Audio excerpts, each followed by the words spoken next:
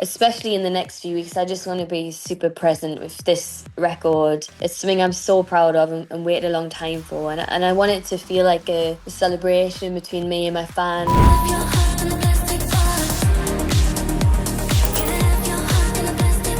I feel like I've waited a long time for this moment, and I've talked about it so much and I've hinted at it, and, you know, I've released all my singles and got to this point, and now that I'm actually here, I'm like, oh wow, like I really am about to, you know, release a debut album. It's a pretty big deal.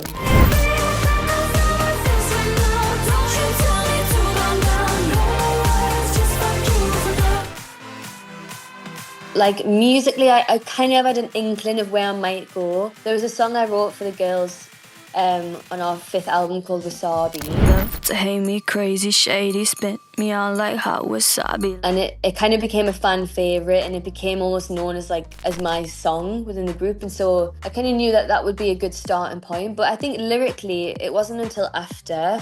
I think because I was so used to writing lyrics that were very universal or very, you know, like relatable for everyone. Because in a group, you can't be too personal. It's not just about you. So it wasn't until afterwards when I was, you know, in rooms on my own and, you know, getting more confident and realising, oh, like I actually can just literally write about anything now.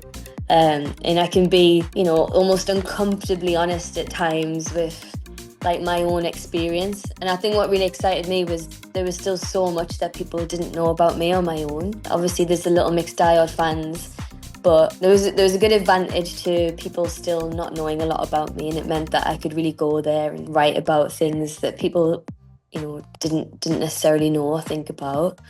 So that was really cool. But yeah, it definitely didn't come till after. Angel of my dreams, I will always love you and hate you, it's not fair.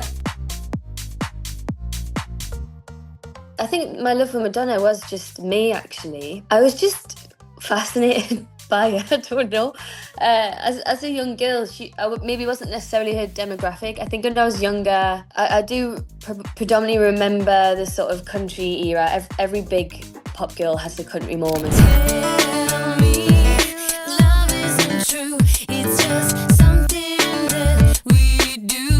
They go through their cowgirl phase and they've got the hat on. And I think I remember that era so vividly. I referenced Don't Tell Me in the Plastic Box video. And I wanna burn all your history.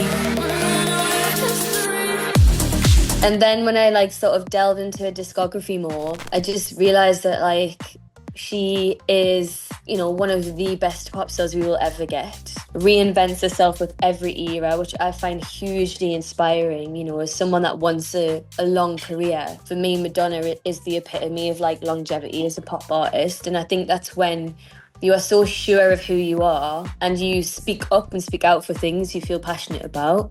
You know, I watched her documentaries like as a teenager, and, you know, I always respected that she wasn't afraid to be controversial or afraid to stand up for what she thought was right. So I took that with me like as a solo artist, and Frozen is my favourite Madonna song.